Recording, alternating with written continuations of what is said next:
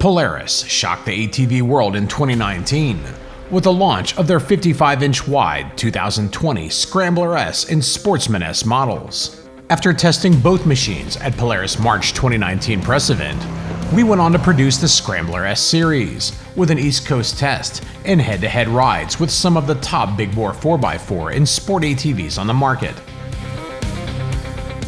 The Scrambler S is arguably one of the most radical ATVs ever made. It's one of the most powerful ATVs on the market, producing 89 horsepower. Its massive dimensions and over a foot of suspension travel at both ends allow the Scrambler S to hammer deep whoops and rip huge jumps like no other 4x4 ATV could ever dream, while conquering rutted and rock-strewn trail surfaces left over from a decade of side-by-side destruction. While the Sportsman S returned to Polaris lineup with the release of their 2022 ATV models last year, we were a little sad to see the Scrambler S missing from their lineup, especially considering that Polaris had switched from premium reservoir-equipped Walker Evans shocks on the Sportsman S to basic 5-way preload adjustable shocks for 2022. In January of 22, Polaris announced that the Scrambler would be rejoining their ATV lineup, including its high-end Walker Evans shocks, along with Polaris' brand new multi-select electronic power steering and a bold new look for 2022 that carried over to 2023. With mixed feelings among our test riders regarding the power steering on the 20 and 21 models, we were thrilled for the opportunity to throw a leg over the updated version of Polaris Ultimate Thrill Ride. Cross-country racer Evan Hartzell was part of our 2020 1000cc 4x4 ATV shootout and our 2021 Can-Am Renegade 1000XXC test, giving him a good amount of experience on the most powerful 4x4 ATVs on the market. Donning a brand new, ultralight and highly protective Fly Racing Formula Carbon solid helmet, we met up with Evan at Dirty Turtle Off-Road Park in Bedford, Kentucky. Evan Hartzell here, ATV on Demand test rider. When I found out I was getting to ride the Scrambler S 1000, I was pretty pumped. This thing looks awesome. The big wide stance just looks good. And after I rode it, I wasn't disappointed one bit. I love this machine. ATV on Demand's test of the 2023 Polaris Scrambler XP 1000S was made possible by: we use Maxima SC1 on our fleet of ATVs to help prevent mud buildup, speed cleanup, reduce the look of minor scratches, restore deep factory color and shine, and of course, there's the legendary SC1 scent. More than a new bike in a can, this magic spray works great on mountain bikes, automobiles, boots, or just about any other plastic, vinyl, rubber, or carbon fiber surface. Get Maxima SC1 at your local power sports dealer or at maximausa.com. Engine performance. Pumping out 89 horsepower, the Scrambler is powered by Polaris' proven 952cc parallel twin-cylinder ProStar engine, featuring 4 valves and single overhead cams per cylinder. A single centrally mounted silencer shaves weight and centralizes mass. The electronic throttle features 2 modes, standard and performance. Both offer full throttle, with standard mode performing similarly to a cable-actuated throttle. Sport mode applies more throttle earlier in the throttle throw for quicker feeling acceleration. Compared to the standard with Sportsman 1000 models, the Scrambler S transmission's internal drivetrain and sprockets were widened for added strength. The fully automatic, continuously variable transmission features high and low forward ranges, plus neutral reverse and park. Engine braking was left out due to the Scrambler's sport-focused design.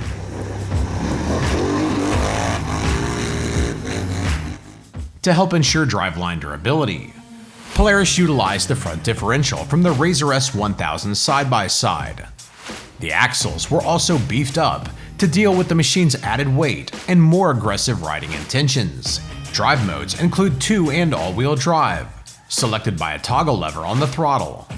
Polaris ATVs fire up with a turn of the key. Regardless of temperature, the Scrambler S started right up and was ready to go with little warm-up time. Power is substantial and more than beginners should try and tame, but Polaris tunes the clutches for smooth off-idle engagement. making the engine more manageable. We took this thing out to the short course track, had great power. We were rolling into the corners pretty fast and getting on it. It was engaging nicely and rolling onto the throttle easy. Just made it really fun to ride. So the engine on the Scrambler, it's got great all-around power. Down low, it gets you out of corners, pulls hard. Doesn't blow the tires off. It's real smooth, clutch engagement. When you roll onto the throttle, it's always going to be there. Low-end power is strong, but less arm-ripping than the V-twin Rotax used in the Can-Am Renegade 1000. This makes the Scrambler S easier to hold on to for longer periods of time, and helps make the most of available traction by not being as explosive at lower RPMs. The mid-range and top end on this thing was awesome. I'd go into corners and hammer on the throttle, and it would just push me sideways. It felt like I never ran out of throttle. In addition to running cooler, the Scrambler S horsepower can be easily upgraded to meet or exceed that of the 91 horsepower Renegade 1000 by running a good aftermarket exhaust system and fuel tuning solution like those offered by HMF. Their dual performance series, Titan Quiet or Titan XL exhaust, can also take around 3.5 to 8 pounds off the weight of the machine. HMF's Titan QS exhaust and fuel optimizer made a noticeable difference in performance on our Sportsman XP 1000, powered by essentially the same ProStar engine. HMF also offers their steel front and rear bumpers, designed to be strong and light. Their HD front bumper fits up to a 3,500-pound winch. When additional traction becomes necessary, a quick switch to all-wheel drive is all that's needed. Polaris all-wheel drive system seems to deliver power to all four wheels, even in high traction conditions. It's noticeable because the steering firms up very slightly in high traction conditions at low speed. Those critical of the rear tires breaking traction long before the front tires started pulling on Polaris ATVs might feel differently after riding a Scrambler S. In spite of relentless driveline abuse in our 3 years of testing with the Scrambler S, landing from big jumps, hammering whoops, and going full throttle across rocks in two-wheel drive, we've yet to break an axle or any other driveline part for that matter.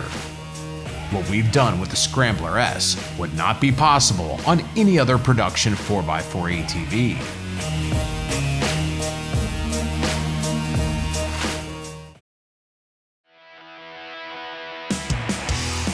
Handling and suspension. Designed from the ground up for its 55-inch width, increased suspension travel, and larger tires, the 1000S frame is acclaimed 31% stronger through the midsection than the 48-inch wide Scrambler models. At the rear of the machine, all of the bolted joints are double shared and boxed for added strength. There's a substantial bumper found up front featuring winch integration. A steel grab bar is found out back. Dual A-arms are used at both ends, with high clearance lower arms used up front. They made up to Walker Evans 2.0 shocks, featuring spring preload and crossover adjustability, along with high and low speed compression and rebound damping adjustments. They control an incredible 12.5 inches of suspension travel up front and 14 inches of travel out back. A sway bar is found out back for added stability. Found to be too light by some of our test riders, Polaris single-mode electronic power steering was upgraded to their 3-mode multi-select power steering in 2022. Polaris Pro steering system adds a linkage to the steering that moves the inner tie rods outward. It's designed to reduce bump steer. Some experts think it's brilliant, while others feel it's a gimmick.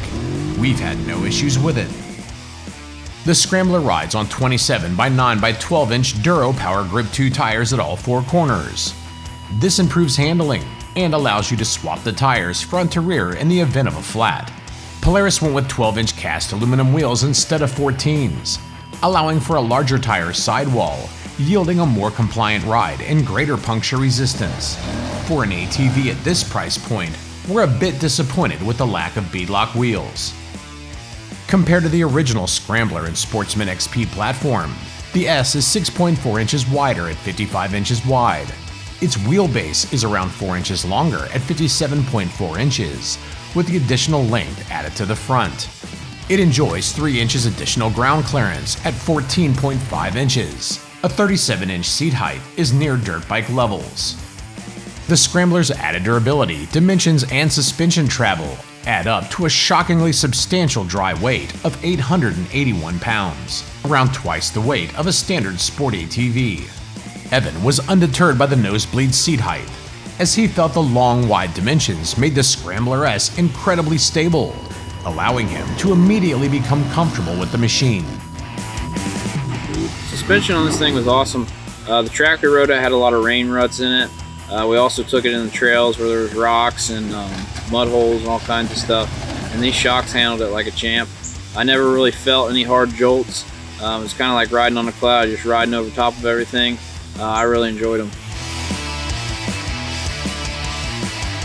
So when we took this thing out on the side-by-side track, we were jumping with it and running through roller sections, and these shocks felt awesome. I never bottomed them out, and I'm a big guy, I'm 240 pounds, and this thing handled it like a champ.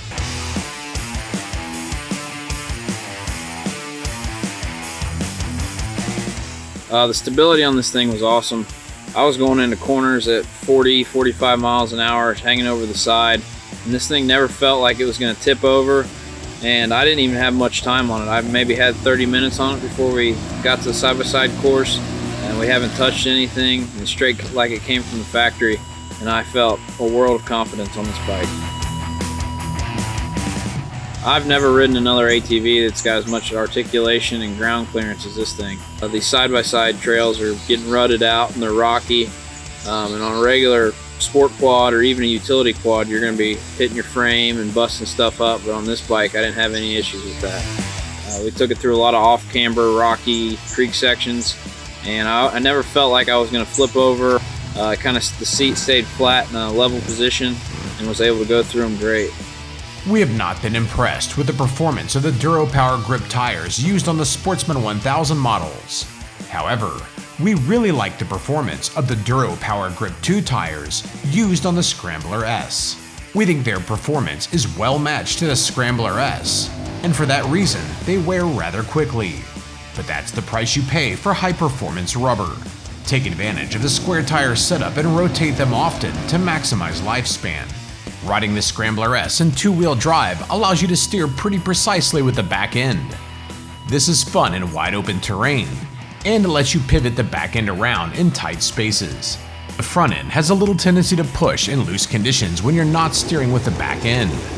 Evan preferred the more accurate steering all-wheel drive setting for Dirty Turtle's loose, rocky off-camber trail sections. Whether corners were banked, flat, or off-camber, the Scrambler S is incredibly stable.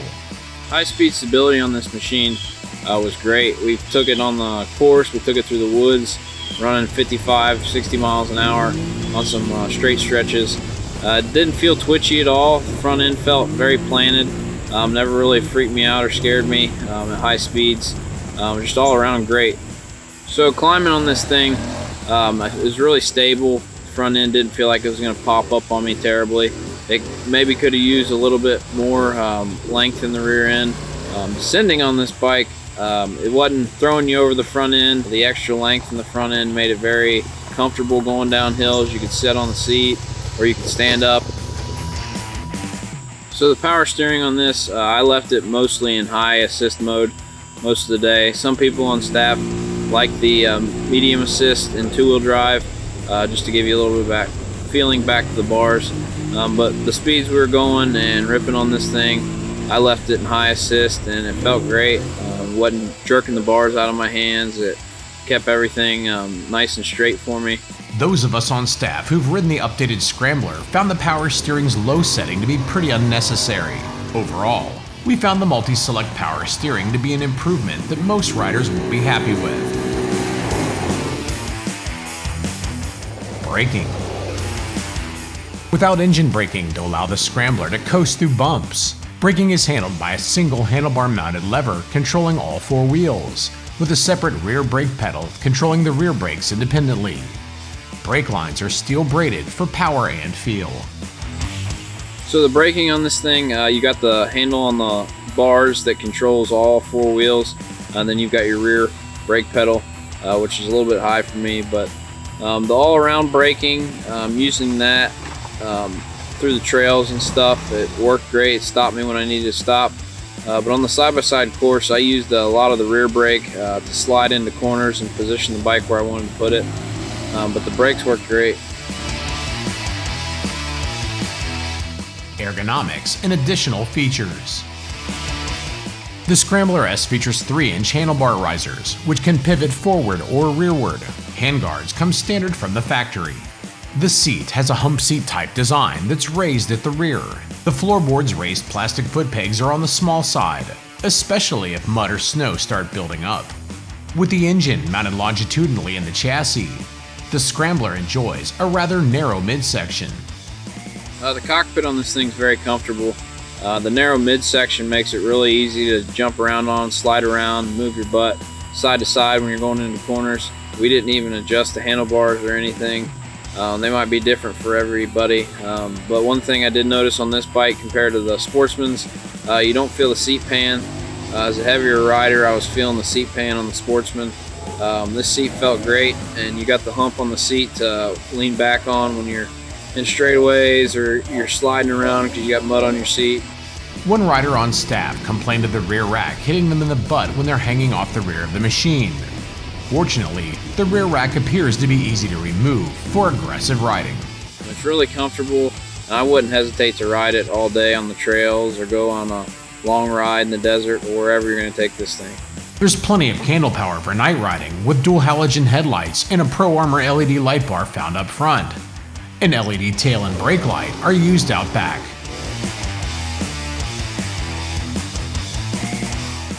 Work capability.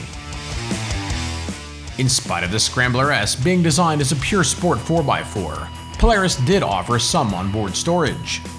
Small racks front and rear offer 25 and 50 pounds of carrying capacity respectively, with integration for Polaris accessories. A small storage box is located under the rear rack. Sharing its engine, transmission, and chassis with the more work-focused Sportsman S, the Scrambler S provides plenty of power and low gearing for towing. Although it doesn't come with a hitch stock, HMF offers a 2-inch bolt-on hitch receiver, offering a lot of added work capability for little money.